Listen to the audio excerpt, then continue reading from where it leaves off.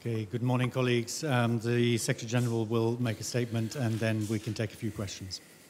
Good morning and thank you for joining us so early. Today, NATO Defence Ministers will meet and they will address a wide range of issues, ranging from the mission in Afghanistan to full-spectrum deterrence, from fighting terrorism to cyber defense. Last month, NATO's heads of state and government took decisions to increase our role in the fight against terrorism and to improve burden sharing in our alliance. We are making progress on both. Since joining the global coalition to defeat ISIS in May, we have already increased the flight time for our AWACS surveillance aircraft supporting the coalition. And our senior civilian representative has taken up office in Baghdad. Here at the NATO headquarters, I have just appointed Rose Gottemoeller, my Deputy Secretary General, to coordinate the Alliance's efforts in the fight against terrorism. And within our intelligence division, a new terrorism intelligence cell is now operational. On burden sharing, I'm glad to say that we expect this will be the third consecutive year of accelerating defense spending increases across European allies and Canada, with a 4.3% real increase in defense spending. This means that over the last 3 years, European allies and Canada spent almost $46 billion more on defense. So this is a significant increase, which means that we are moving in the right direction when it comes to burden sharing and defense spending. Today we will discuss not only cash, but also capabilities and contributions to NATO missions and operations. And I expect we will make advances here as well. We will meet with the EU High Representative over lunch, as well as with the ministers from Finland and Sweden. Together we will address many different issues and we will take stock of the deepening ties between NATO and the European Union, particularly when it comes to cyber defense and the fight against terrorism. We will also discuss how we take our cooperation further in the future. We will also address our strengthened deterrence and defense posture, and we welcome the fact that we are making progress, both when it comes to our enhanced forward presence in the Baltic states and Poland, and we continue to strengthen our presence in the Black Sea region. We will end the day with a meeting of all nations contributing to our resolute support mission in Afghanistan. And we will discuss the future of NATO's presence in the country.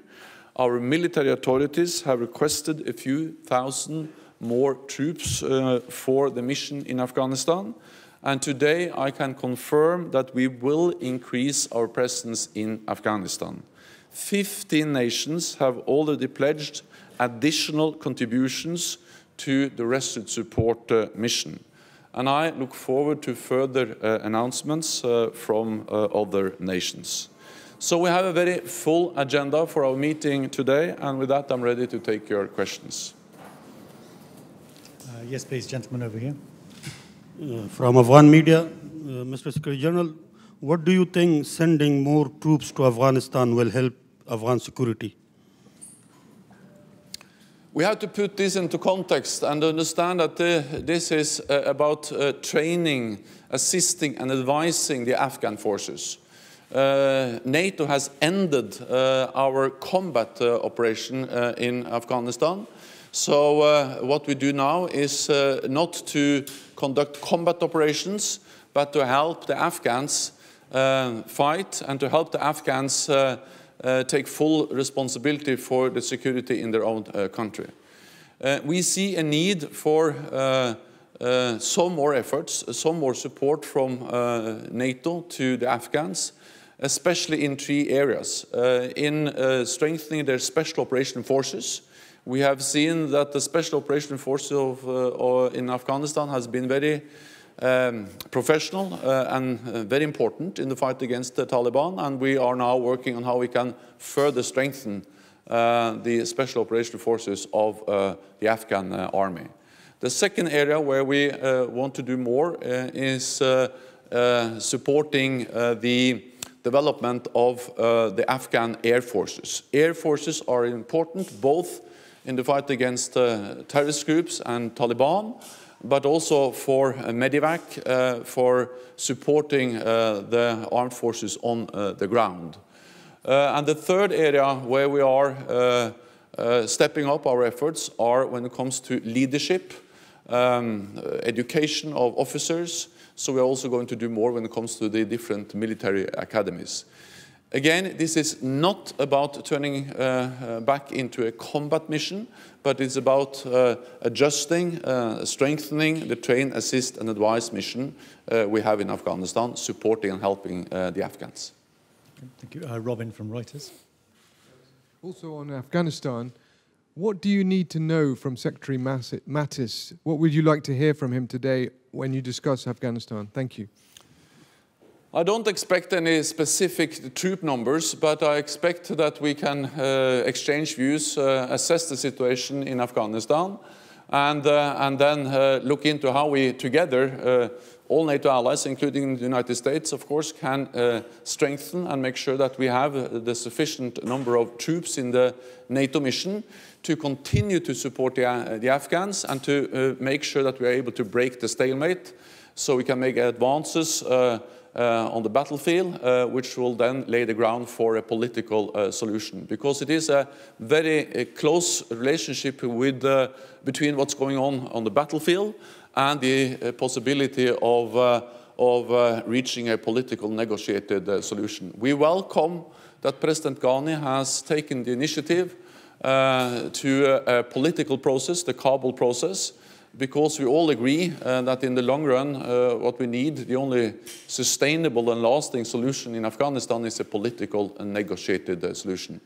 And then, of course, we look forward to the final decisions by the US when it comes to the US troop contributions to our mission in Afghanistan. We have time for one more question. Yes, please.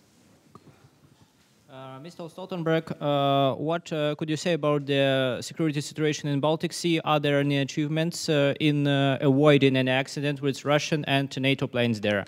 Maybe usage there, some special technical devices to avoid it. Thank you. What we see in the Baltic Sea is increased military activity, and we see it on land, at sea and in the air.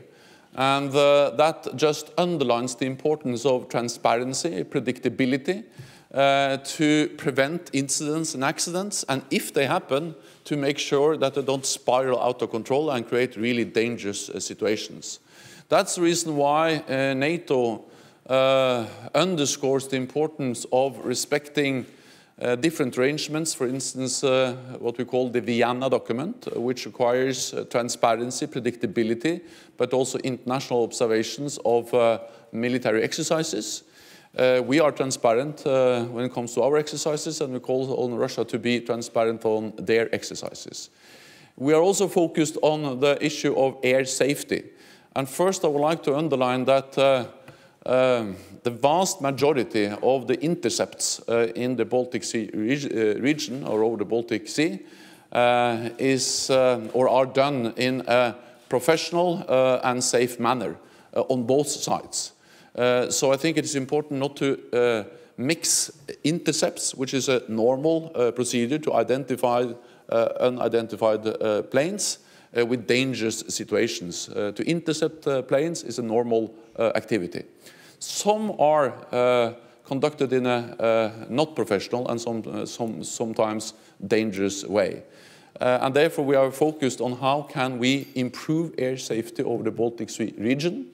We welcome the initiative taken by Finland to convene meetings and a group of experts which encompasses Sweden, Finland, the Baltic states, NATO, and some other organizations and countries. So they are now sitting together, working on how we can develop better or improve the air safety over the Baltic region, which includes issues as the use of transponders, and also, of course, good airmanship, how to behave, how to make sure that when we have more military planes in the air, when we have more exercises, and when we have more intercepts, then it has to be done in a safe and a secure way. And that's exactly what this expert group is looking into. And I welcome the work of the group, and I look forward to the conclusions from the group. Okay, thank you very much, colleagues. That's all we have time for now. Thank you. Thank you.